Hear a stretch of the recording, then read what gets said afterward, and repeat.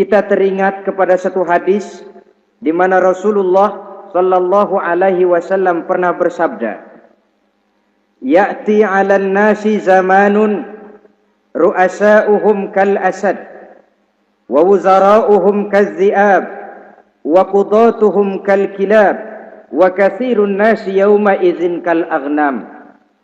Pada satu saat, kata Nabi, akan datang di tengah masyarakat manusia, di mana pada masa itu muncul pemimpin-pemimpin yang bertingkah laku seperti singa. Ru'asa'uhum kal asad. Pemimpin-pemimpin mereka bertingkah laku seperti singa. Saudara kenal singa?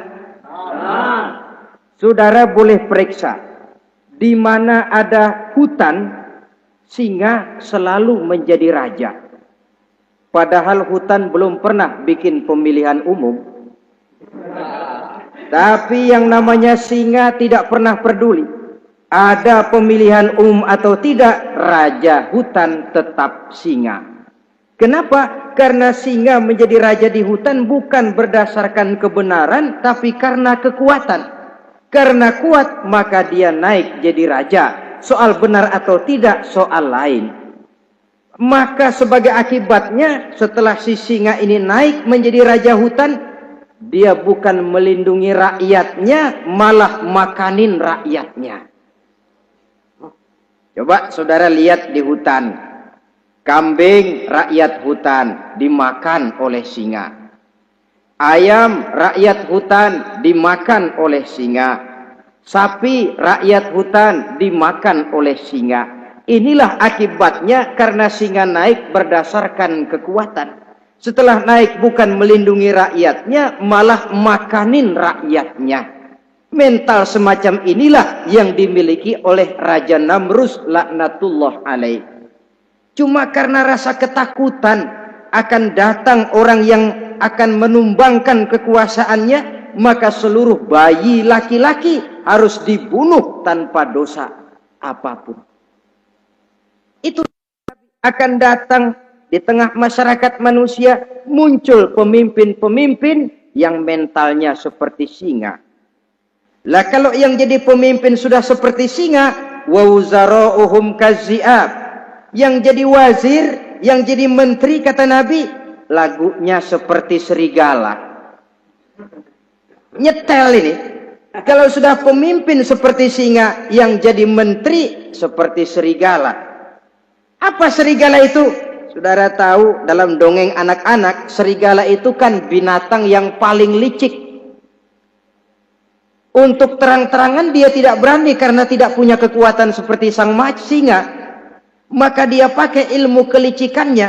Serigala itu kalau ingin makan daging ayam, pakai bulu ayam. Kalau kepengen makan daging kambing, pakai bulu kambing. Pendeknya, serigala binatang yang menghalalkan segala macam cara asal tujuan tercapai. Itulah serigala. Lambang dari sifat kelicikan. Lempar batu, sembunyi tangan. Pengen makan daging ayam, pakai bulu ayam, nyaruh jadi ayam. Pengen makan daging kambing, pakai bulu kambing, nyaruh jadi kambing. Ini akibat dari yang pertama tadi. Pemimpin seperti singa, lalu menteri pun seperti serigala. Efeknya kemudian yang segera menyusul apa? Wa qudatuhum kal kilab. Kalau pemimpin sudah seperti singa, menteri sudah seperti serigala, wa qudatuhum kal kilab, akan muncullah para penegak hukum yang mentalnya seperti anjing. Inna lillahi wa inna ilaihi raji'un. Penegak hukum yang mentalnya seperti anjing itu. Anjing, saudara lihat, anjing akan setia kepada siapa saja yang memberinya daging. Kalau dia disuruh jaga rumah, dia tidak bisa membedakan mana yang maling, mana yang tamu. Biar yang datang tamu, kalau nggak bawa apa-apa, pasti digonggong.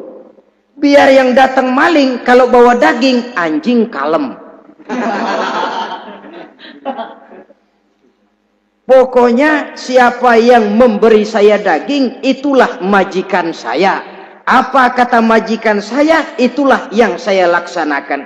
Maka hilang kebenaran hukum, hancur norma-norma keadilan. Oleh karena apa? Oleh karena anjing dapat daging. Lalu dalam kondisi semacam itu, yang jadi rakyat bagaimana? Kata Nabi, wa katsirun nas yauma izin kal aghnam. Adapun kebanyakan orang pada masa itu, lagunya sudah seperti kambing.